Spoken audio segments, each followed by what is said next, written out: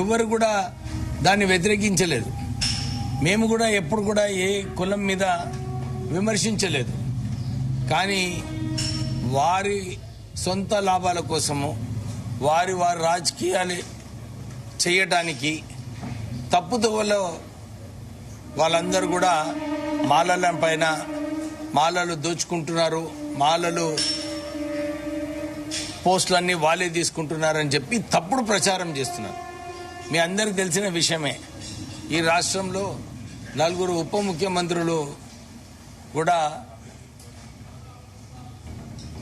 మాదిగ సమాజానికి చెందిన వాళ్ళు ఉండే. చాలా మంచి మంచి పొజిషన్లు అందరు ఉన్నారు. మేము అప్పుడు అందరం కూడా అరే దళితులు అయినారు, చాలా మంచి విషయం అని చెప్పి మేము అన్ని చోట్ల కూడా చెప్పడం జరిగింది. మాకు కూడా సంతోషం అనిపించింది. దళిత సమాజ వర్గం నుంచి ఒక మంచి పొజిషన్లో ఉన్నప్పుడు మేమందరం కూడా సంతోషించినాము. కానీ ఇప్పుడు ఎందుకంటే August 1 సుప్రీంకోర్టు డిసిషన్ ఏదైతే వచ్చిందో అది కేవలము ఈ హోమోజినిసిటీ లేదని చెప్పి ఏదైతే సుప్రీంకోర్టు తీర్మానం ఇచ్చిందో ఆర్టికల్ 341 ప్రకారంగా ఇది తప్పు. ఎందుకంటే ఇది 341 ఆర్టికల్ హోమోజినిసిటీ పోయిందంటే రిజర్వేషన్సే ఫ్యూచర్లో ఉండకపో. ఎందుకంటే 341 ఉన్నప్పుడే కుల వివక్ష ఉన్నదని చెప్పి రిజర్వేషన్స్ ఇవ్వడం జరుగుతుంది. ఒక్కసారి హోమోజినిసిటీ పోయిందంటే ఫ్యూచర్లో రిజర్వేషన్సే రద్దు చేయడానికి అవకాశం ఉంటుంది. మేము దీనికి వ్యతిరేకంగా ఉన్నాం. మా అన్ని డిస్ట్రిక్ట్స్లలో మీటింగ్లలో కూడా మేము ఇదే అంశం చెప్తున్నాము. ఈ జడ్జ్మెంట్ ఏదైతే వచ్చిందో సుప్రీంకోర్టులో ఇది పాపులేషన్ బేస్డ్ రిజర్వేషన్ ఇవ్వాలని ఎక్కడ కూడా లేదు. దీంట్లో actually creamy layer based reservations ఉండాలి. 2 సార్లు రిజర్వేషన్ పొందిన తర్వాత 3rd రిజర్వేషన్ ఉండొద్దు. కేవలం ఎవరికి ఎంపెరికల్ డేటా ఏదైతే రాష్ట్ర ప్రభుత్వాలు చేసిన తర్వాత రిజర్వేషన్ కల్పించాలని చెప్పి సుప్రీంకోర్టు ఇచ్చిందో దానిపైన నిర్ణయాలు తీసుకుంటారు.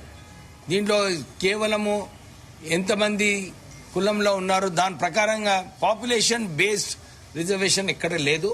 మేము క్రీమీ లేయర్ని ఈ హోమోజినిసిటీ ఏదైతే సుప్రీంకోర్టు నిర్ణయం ఇచ్చిందో దాన్ని వ్యతిరేకంగా చేస్తున్నాము. ఎప్పుడు కూడా మేము వేరే కులాన్ని గురించి ఎక్కడ కూడా మేము విమర్శలు చేయలేదు. మాది మా ఆత్మగౌరవం గురించి మా మాలలు మేము 2nd లార్జెస్ట్ ఈ రాష్ట్రంలో 2nd హైయెస్ట్ జాతి మాది. మాకు కూడా గుర్తింపు ఉండాలని చెప్పి అన్ని డిస్ట్రిక్ట్స్లలో మీటింగ్స్ పెట్టుకోవడం జరిగింది. అన్ని మాలలో ఒక స్పందన వచ్చింది. అరే నిజంగానే ఇన్ని సంవత్సరాలు మనము ఇంట్లో కూర్చున్నాము, మన వ్యతిరేకంగా ఇన్ని విమర్శలు వచ్చినప్పుడు కూడా మనము ఏం స్పందన లేకుండే ఇప్పుడు మనం కూడా మన స్ట్రెంగ్త్ మన బలం చూపించుకోవాలని చెప్పి అందరు మాలలు వాళ్ళు చెప్పడం జరిగింది. దాని ప్రకారంగానే మేము అందరం అనుకున్నాము అరే ఇంత స్పందన వచ్చినప్పుడు హైదరాబాద్లో కూడా ఒక మీటింగ్ పెట్టుకోవాలి. అందరు పెట్టుకుంటున్నారు.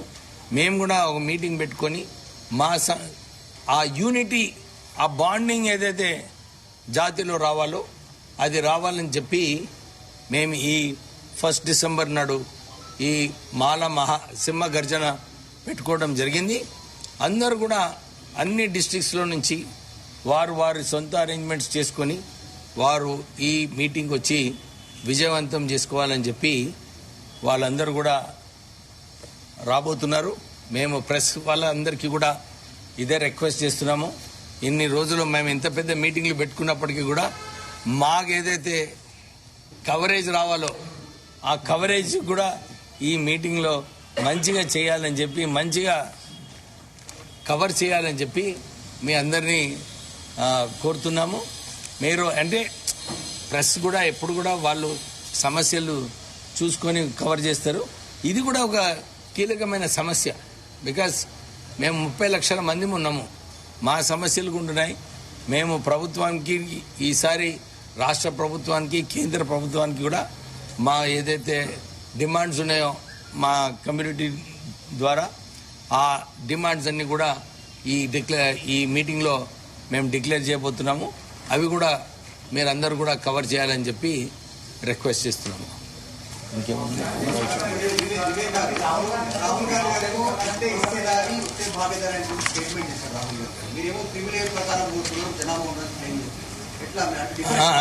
చెప్పండి please repeat your question. Rahul Gandhi గారు ఇట్టే ఇస్తేదారి ఉత్తే భాగదారి ఎంత ఉంటే మీకు అంత స్టేట్మెంట్ డిక్లేర్ చేయబోతున్నాము.